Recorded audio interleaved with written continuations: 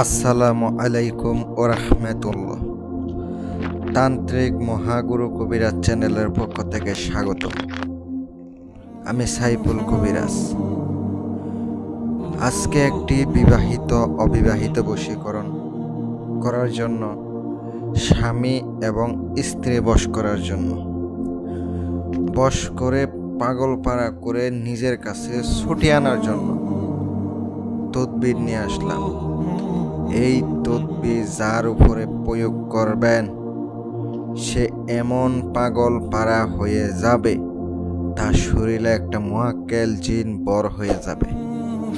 তার ওয়াসওয়াসা দিতে থাকবে, যতক্ষণ না আপনার কাছে আসতেছে একটুও শান্তি পাবে না, একটুও শান্তি মতো ঘুমাইতে পারবে না। উঠতে গেলে, খাইতে গেলে আপনারে দেখবে, শুইতে গেলে আপনারে দেখব, শুধু আপনার কথা কল্পনা করতে থাকব।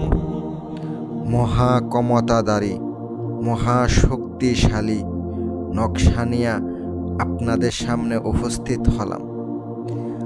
আজকের এই কাজ একটাবার করবেন, একটাবার প্রয়োগ করবেন, কাজ হবে, গ্যারান্টি দিলাম।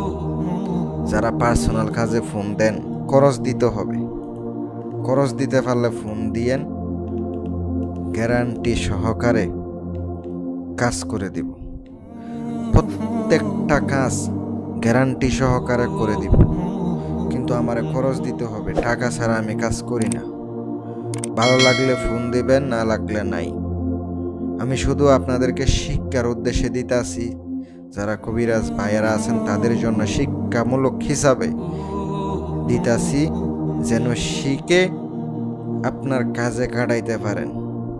অনেকের এমন হয় সব কিছু জানে, কিছু বিদ্যার অভাবে কাজ করতে পারে না, এমনও কবিরাজ আছে। তাদের জন্য সাধারণ মানুষ করলে হবে কিনা আমি নিশ্চিত বলতে পারবো না। কারণ কেন, তারা তো কোনো শিক্ষা নাই, কোনো গুরু নাই, কোনো কিছু নাই। তাই আপনারা শিখতে পারবেন কিনা আমি জানি না, তাও চেষ্টা করে দেখেন। যদিও হয় তাহলে তো আর কোনো কিছু করতে হবে না, কোনো কবিরাজের কাছে যায় টাকা খরচ করতে হইব না। কিন্তু পরিশ্রম হবে, জিনিসপত্র অনেক টাকা খরচ হবে একটা কাজ করতে গেলে। আপনি করেন বা আমি করি, আমি করলে তো আপনার গ্যারান্টি সহকারে করে দিব, যেন ভুল না হয়, সঠিকভাবে করব। আপনি করলে অনেক সময় ভুলও হইতে পারে, অনেক সময় কাজ না হওয়ার সম্ভাবনাই থাকে, আমলে ঘাটতি থাকার কারণে কিছু হয় না। তদবিরটা এমন না যে সবাই করলে হবে, তা কিন্তু না। যদি সবাই করলে হয়তো প্রত্যেকটা লোক কাজ করে উপকার পাইতো। কেন হয় না? আপনাদের আমলে ঘাটতি থাকার কারণে এই জন্য হয় না। আমলে সমস্যা আছে বিদায় হয় না, এটা মাথায় রাখবেন। আমি আপনাদেরকে বিস্তারিত এই ভিডিওতে বর্ণনা করতেছি, মনোযোগ সহকারে শোনেন। যে নকশাটা স্ক্রিনে দেখতে পাচ্ছেন, এটা দিয়ে আপনি কাজ করবেন কেমনে, এটা জাকাত আদায় করার নিয়ম বলে দিব, কাজে প্রয়োগ করার নিয়ম বলে দিব, প্রত্যেকটা অক্ষরে অক্ষরে আমি বোঝাইয়া দিব। যদি ভিডিও না দেখে ফোন দিয়া বলেন কিছু বুঝি নাই, বোঝাইয়া দেন, আমি বোঝাইতে পারবো না। ভিডিওটা অনলাইনে থাকা অবস্থায় দেখবেন, পরে ডাউনলোড করে নেন, সমস্যা নাই। আগে অনলাইনে থাকা অবস্থায় দেখে নেবেন। আমি আপনাদেরকে বলি, এই নকশা আগে জাকাত আদায় করতে হবে। কিভাবে জাকাত আদায় করতে হবে কেমনে বলে দিতেছি। প্রথমে নকশাটা আপনাকে সাদা কাগজের মধ্যে লিখতে হবে 14টা। আটার গুলি বানাবেন লবণ ছাড়া, লবণ দিবেন না। শনিবারের দিন থেকে শুরু করবেন, পরবর্তী শনিবার পর্যন্ত প্রত্যেকদিন মাছকে খাওয়াবেন। এটা জাকাত আদায় হয়ে যাবে। এবার এটা দিয়ে কাজে কাটাইবেন, কাজ হবে। ধরেন স্ত্রী উপরে কাজে কাটাবেন, কাজে কাটাইতে পারবেন। স্বামীর উপর করবেন, করতে পারবেন। অথবা প্রেমিকার উপরে, প্রেমিকের উপরে, ছেলে হয়ে মেয়ের উপরে করতে পারবে, মেয়ে হয়ে ছেলের উপর করতে পারবে। আবার অনেকে আছেন এটা বিবাহিত মহিলাদেরকে কাজে কাটাবেন, পারবেন, গুণাগার হবেন, এটাই। অনেকে পাশের বাড়ির ভাবি বৌদি এদেরকে বশ করার জন্য পাগল হয়ে যায়। দাদা ভাই, আপনি এগুলা যে করবেন, কিছুক্ষণ সাময়িক সময়ের জন্য মজা নেবেন ঠিকই, পরবর্তীতে আপনার ক্ষতি হওয়ার সম্ভাবনা থাকে। অপরের ক্ষতি করলে নিজেরও ক্ষতি হয়, এটা মাথায় রাখবেন। আপনারা নকশাটা যেটা দেখতে পাচ্ছেন, এটা জাকাত আদায় করে ফেলছেন। এবার আপনাকে শনিবার, অমাবস্যা, মঙ্গলবার, পূর্ণিমা এগুলার টাইম নির্ধারণ করতে হবে। অমাবস্যার রাতে কিন্তু কাজ করলে শতভাগ শিওর করা যায় যে কাজ হবে।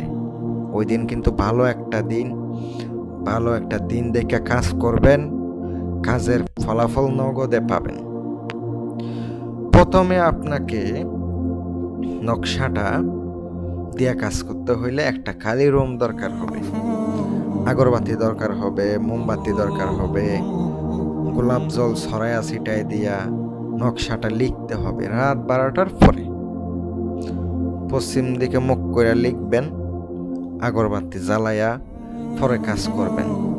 পারলে নিজের শরীরটা বন্ধ করে নেবেন, তাইলে কিন্তু অত্যন্ত ভালো হয়। বন্ধ না করলে কিন্তু ক্ষতি হওয়ার সম্ভাবনা থাকে। অনেক সময় কাজ করলে উল্টা হয়।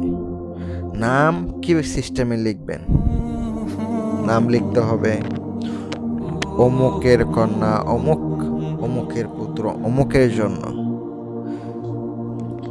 আগে মেয়ের নাম, এগুলা বসতে গেলে কোনো ছেলে যদি করে, কোনো মেয়ে যদি ছেলের উপরে করতে যায়, অমুকের পুত্র অমুককে, অমুকের কন্যা অমুকের জন্য লিখে দিবেন। নকশা আঁকাবেন 3টা, এটা 2টা নিয়মে করা যায়। আমি একটা নিয়ম বলে দিতেছি, এটা দিয়ে আপনারা কাজ করবেন, কাজে কাটাইলে কাজের ফলাফল পাইবেন। প্রথম নিয়ম হচ্ছে আপনি নকশাটা 3টা লিখবেন। যদি তার ব্যবহারের কাপড়ের অংশ পান দিয়া দিবেন, দিয়া তারপরে একটু সুগন্ধি লাগাইয়া দিবেন, আগরবাতি ধোঁয়া দিয়া দিবেন। নকশা পেছায়া নিয়া কালো সুতা দিয়া পেছায়া মাদুলিতে বরবেন, তাবিজে বরবেন, জাগ্রত করে নেবেন।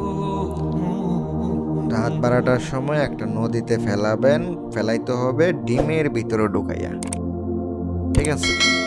আরেকটা হচ্ছে আপনাকে রাত্রে গভীর রাতে শ্মশানে যাবেন, পুঁতে দিবেন। আর নকশার ভিতরে উপরে কিন্তু যেটা দেখতে পাচ্ছেন, উপরে কিছু আরবিতে দেখতে পাচ্ছেন, লাইনগুলো লিখতে হবে না, ওগুলা বাদ দিয়ে লিখবেন। পরে আরেকটা নকশা থাকবে, ওইটা যদি পারেন তাহা চলাচল পথে, কাছে হইলে চলাচল পথে দিবেন, দূরে হইলে আপনি গাছের মধ্যে দিবেন, কাজটা হবে। যারা পার্সোনালি কাজ করাবেন যোগাযোগ করতে পারেন।